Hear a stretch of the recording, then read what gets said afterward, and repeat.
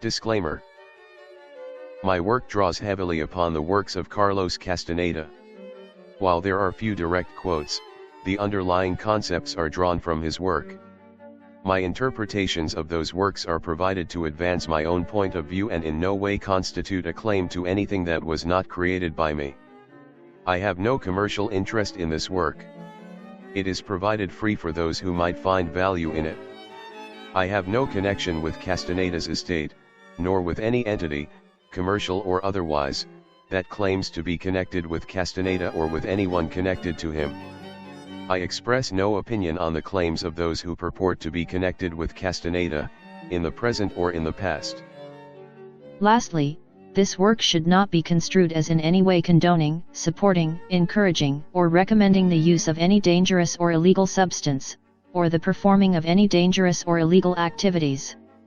The teaching and research methods depicted in Castaneda's works should be viewed as the result of a unique convergence of time, place, and circumstance, and not as a template that any other person should attempt to follow.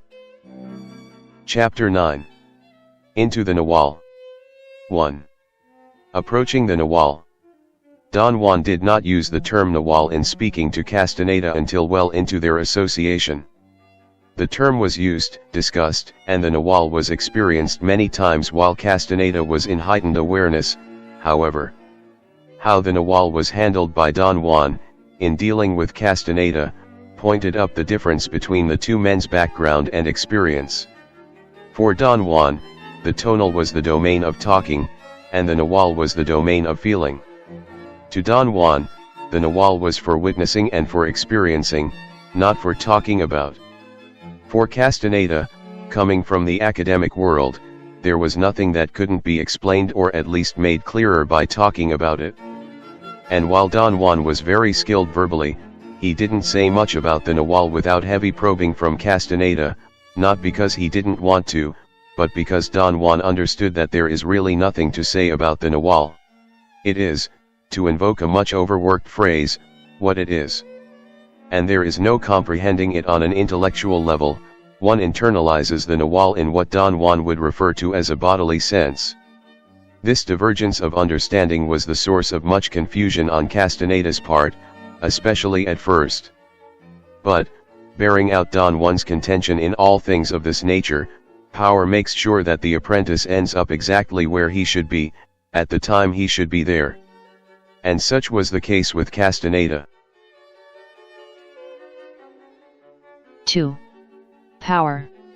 In the early years of the apprenticeship, Don Juan used the term power, and, a follow-on, personal power. Don Juan described power in many of the same ways that he later used to describe the Nagual. It may have been that Don Juan did this to keep things simpler in the early going. To have introduced the term Nagual would have entailed talking about the entire tonal/Nagual duality, etc., so the omission of the term may well have been his way of keeping the lessons manageable in scope and complexity in the early years. Don Juan often told Castaneda that he, Castaneda, was hunting power. Castaneda often directly asked what power was, and Don Juan's answers were perforce vague, since the Nagual being what it is impossible to describe in words.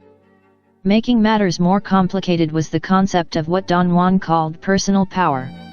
Don Juan described this as the ability of a person to store power. This confused Castaneda more, understandably, since there is no actual object and no actual place it's being stored. Don Juan described power as something at large in the universe, able to be used, borrowed, and stored, perhaps, by those who are attuned to its existence and whose lives are tight. Footnote 1. The way Don Juan described power at times in Castaneda's early books was almost certainly lifted by the creators of Star Wars to describe the Force. The similarities are so blatant that Castaneda might have had a decent lawsuit against the creators of Star Wars had he been so inclined. It should be noted that Castaneda's early books were wildly popular in the 70s, so it's unlikely that we had no idea defense would have worked.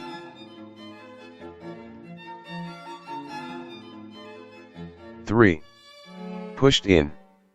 Given that power, or the Nagual, is not a thing that is understood by discussion or analysis, The only thing the teacher can do is plunge the apprentice into the Nagual and to be there to do his best to keep the apprentice safe and sane.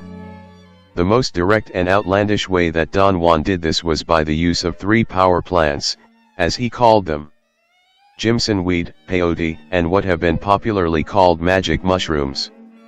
The use of power plants created, in some ways, even more confusion. To Castaneda, what he experienced were hallucinations. To Don Juan, there is no such thing as a hallucination. What Castaneda experienced with power plants was the Nagual. And the Nagual is real. For Don Juan it is as real as the normal everyday reality that Castaneda was trying to shoehorn his experiences into, by classifying them as hallucinations, or states of non-ordinary reality, as Castaneda termed them at the time of the publication of his first book. Footnote 2. While that verbiage seems tortured to me, when I bear in mind that at the time of writing his first book, Castaneda wasn't aware of the term Nagual and everything that goes with it, his phrase is better thought of as a struggle to put words to something for which there are no words. This disconnect gave rise to many frustrating conversations for Castaneda, wherein he was addressing the events and perceptions from power plants in terms of normal everyday reality, and Don Juan was answering from the standpoint of talking about aspects of the Nagual, which to Don Juan was pointless to be analyzing in the first place. Footnote 3, Don Juan had Castaneda tell him every detail of his experiences with power plants. This was not so that they could be analyzed in academic/scientific terms, as Castaneda would have wanted to do, but so that Don Juan could gauge Castaneda's readiness and progress in dealing with the Nagual. The overall idea of the use of power plants in the teaching is as a tool used to shake the apprentice out of his certainty, to make him understand, in the most direct and dramatic way, that everyday reality is not all-encompassing, by plunging the apprentice directly into the Nagual. Power plants, however, are not strictly necessary. Don Juan reveals to Castaneda, right before the end of their association, that an apprentice who was sensitive enough would theoretically not need any exposure to power plants. 4. Powers with personalities. Don Juan portrayed the 3 power plants as personalities, with human traits. Peyote, which Don Juan referred to exclusively as Mescalito, was a male figure, a teacher and protector, showing those who seek him out, and of those who Mescalito accepts, what Don Juan called the right way to live. Mescalito was portrayed as a stern and potentially terrifying figure, but one that was unfailingly fair and true. Mescalito would show one the answer to any question posed to him if one came to him with honest intentions. Jimson weed, or devil's weed, was described as a female persona, capricious and demanding, offering those who seek her out great power, but exacting great penalties if one were to falter in the details of handling her.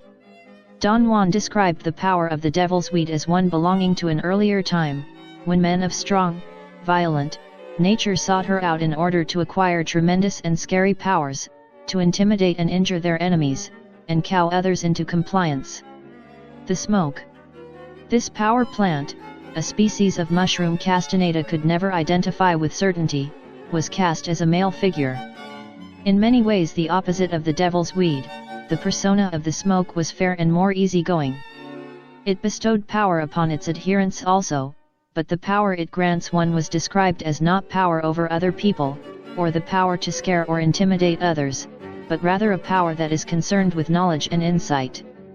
The devil's weed and the smoke were presented as 2 sides of the same coin, essentially. Don Juan described them as ally powers, and that a sorcerer investigated both, but then settled on one to be his ally, and after that point the sorcerer would spend a lot of time and attention becoming intimately familiar with the plant power one had chosen. Mescalito, on the other hand, was not part of that equation. His guidance and protection are available to all whom Mescalito chose to extend them to, and who sought him out.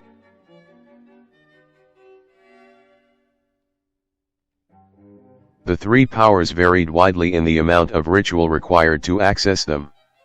The devil's weed required excruciatingly precise attention to detail in the care of the plants, and even more so in the harvesting of the various parts of the plant and the preparation of multiple end products for use by sorcerers. According to Don Juan, any misstep with the devil's weed could cause the sorcerer's death or severe illness. In Don Juan's description of it, the devil's weed was like a jealous woman, seeking to kill the men who pursued her before they could unravel all the secrets of her gigantic power. By contrast, the smoke required much less in the way of ritualistic detail.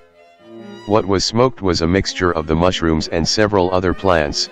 According to Castaneda, via Don Juan, the other ingredients, while necessary to create the mixture, did not contain the ally power, only the mushrooms did. All the ingredients were collected once a year, on a special trip made in December. The ingredients were pulverized and put into a gourd. When the mixture was used up, one was done smoking for the year, until a new batch could be collected. The ingredients had to be the right ones, from the right places, but the order in which they were collected, for example, wasn't important. Footnote 4, while the ally is called the smoke, humito, in Spanish, literally the little smoke, according to Castaneda, the pulverized mushrooms do not burn, one actually ingests the particulate as one draws on the pipe. The other ingredients burn, the smoke creating a deeply cool sensation when inhaled. Footnote 5, the pipe, interestingly enough, was the most ritualized aspect of the smoke. Don Juan treated his pipe almost as a living thing, and took great pains to introduce Castaneda to it in a very gradual fashion, allowing him to barely touch it at first and then very slowly exposing Castaneda to the pipe and the handling of it, letting him touch and hold it for gradually longer periods on each successive visit. Why this was never really explained. Don Juan did however say on at least one occasion that if the pipe were to be dropped or broken, his own life could be jeopardized.